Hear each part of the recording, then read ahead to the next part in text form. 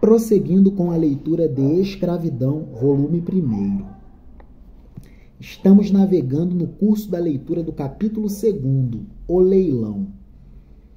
As regras do leilão estavam definidas nas leis portuguesas e previam que o infante Dom Henrique teria a prerrogativa de escolher em primeira mão 46 escravos cativos que julgasse mais fortes e saudáveis.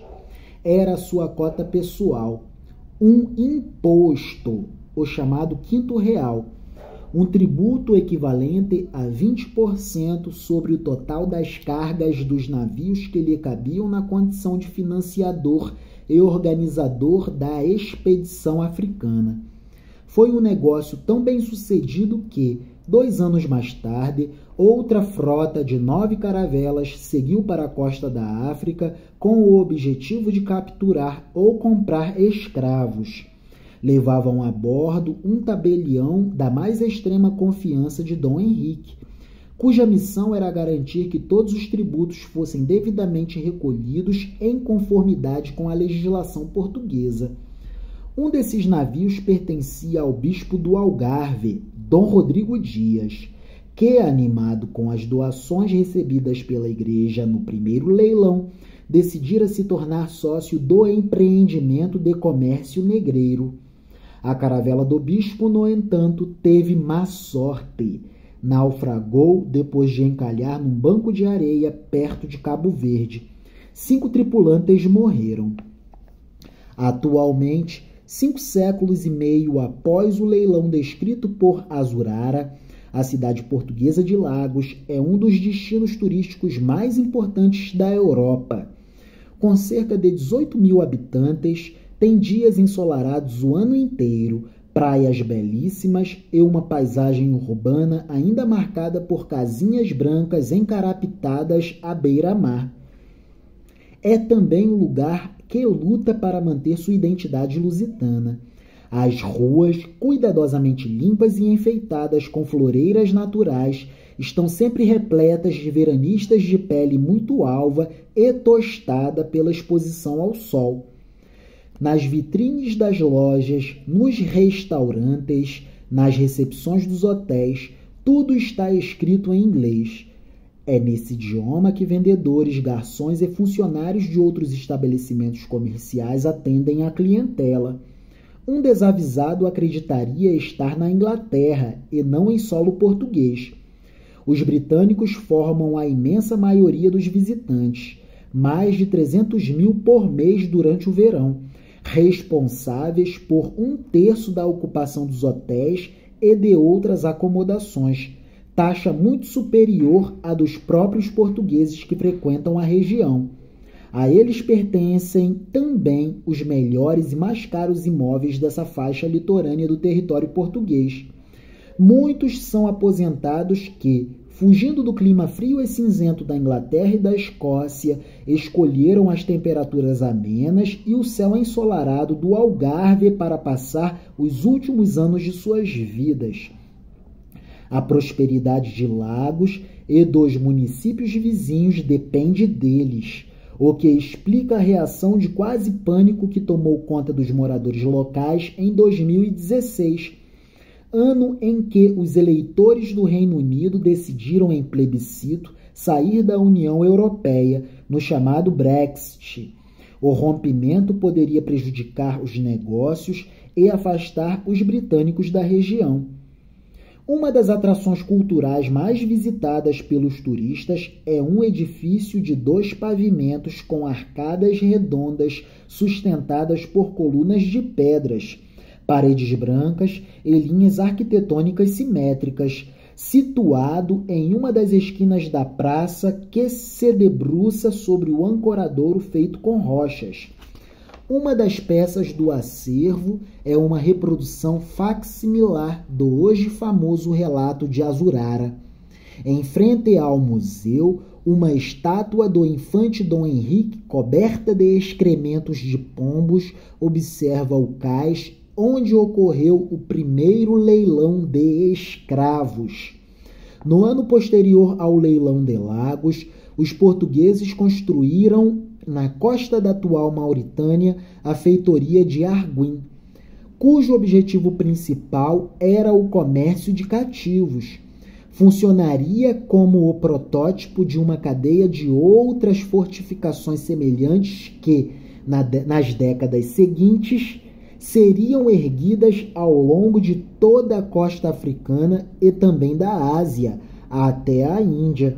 Em 1448, 1.000 escravos africanos já haviam sido transportados por via marítima para Portugal. Parte deles era destinada às lavouras de açúcar nas Ilhas Canárias e na Ilha da Madeira. O restante era levado para o continente europeu e revendido para a Espanha, Itália e outras regiões do Mediterrâneo. No total, cerca de 150.000 cativos africanos foram capturados ou comprados na costa da África pelos portugueses entre 1450 e 1500. Entrelaçaremos este texto com um trecho de texto do clássico História do Brasil, do grande gênio Boris Fausto. A ocupação da costa africana e as feitorias. Costuma-se considerar a conquista da cidade de Ceuta, no norte da África, em 1415, como ponto de partida da expansão ultramarina portuguesa. Esse episódio, porém, é pouco típico do que viria depois. Os historiadores portugueses têm versões diversas sobre ele. Para alguns, a conquista tinha por objetivos principais abrir caminho na busca do ouro do Sudão e controlar incursões piratas dos árabes nas costas de Portugal. Para outros, foi uma grande expedição da nobreza, promovida pelo rei, em busca de saque e aventura. A expansão metódica desenvolveu-se ao longo da costa ocidental africana e nas ilhas do Oceano Atlântico. Fruto de um mesmo movimento, o contato com esses dois espaços geográficos resultou em situações tão diversas que vale a pena separá-los em nossa exposição. O reconhecimento da costa ocidental africana não se fez da noite para o dia. Levou 53 anos da ultrapassagem do Cabo Bojador por Gil Eanes em 1434, até a temida passagem do Cabo da Boa Esperança por Bartolomeu Dias, em 1487. A partir da entrada no Oceano Índico, foi possível a chegada de Vasco da Gama à Índia, a tão sonhada e ilusória Índia das especiarias. Depois, os portugueses alcançaram a China e o Japão, onde sua influência foi considerável, a ponto de os historiadores japoneses chamarem de século cristão o período compreendido entre 1540 e 1630. Sem penetrar profundamente no território africano, os portugueses foram estabelecendo na costa uma série de feitorias, que eram postos fortificados de comércio. Feitorias, postos fortificados para a expansão comercial.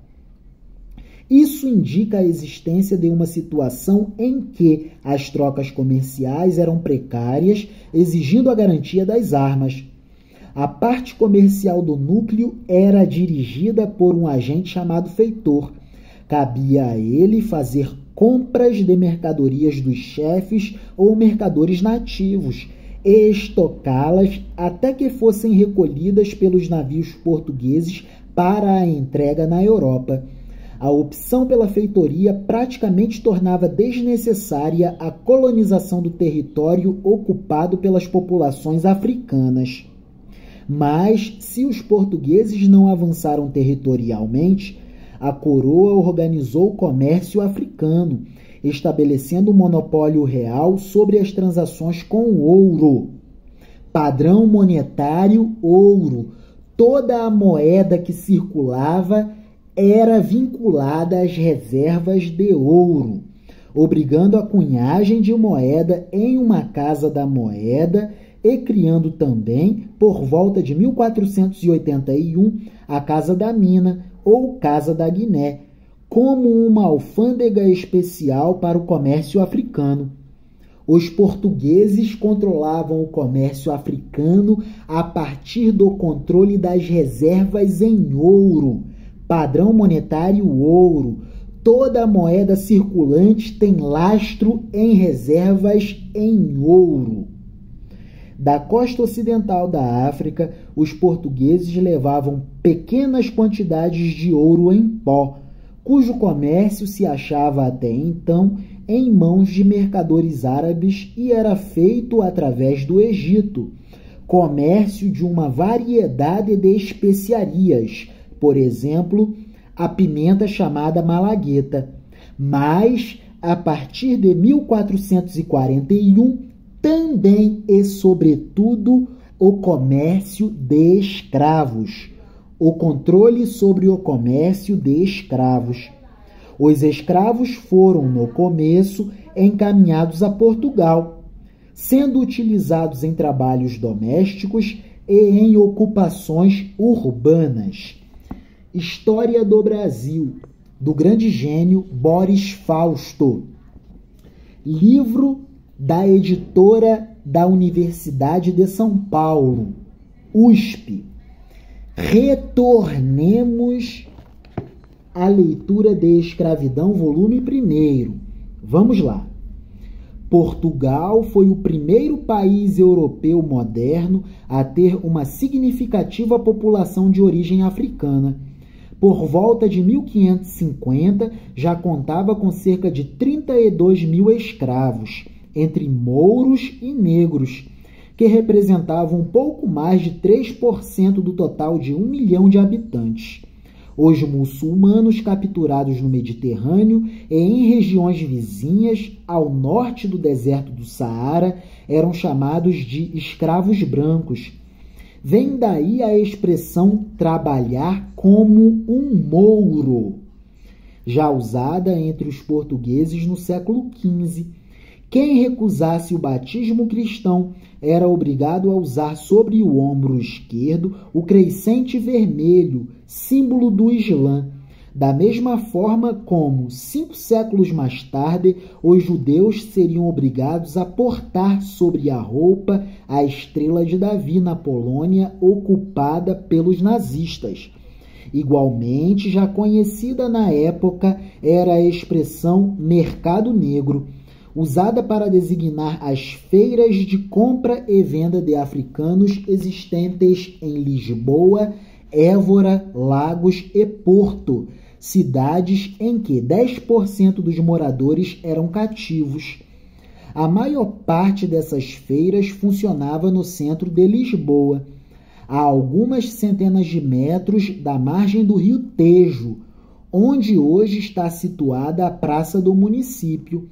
Era a Casa dos Escravos, repartição da coroa ligada à Casa da Mina e aos Tratos da Guiné, fundada em 1486. Com exceção dos mendigos, todo mundo tinha escravos em Portugal, do rei ao mais simples trabalhador, incluindo as prostitutas, escreveu o historiador A.C. Saunders. Mesmo as pessoas mais pobres podiam comprar cativos, arrematados por preços muito baixos em liquidações promovidas pela Casa dos Escravos para se livrar dos estoques de africanos doentes ou com defeitos físicos. Nas cidades, trabalhavam em serviços domésticos, incluindo a limpeza das casas, lavagem das roupas, preparação de alimentos e a retirada de dejetos e esgotos. No interior, atuavam em atividades agrícolas.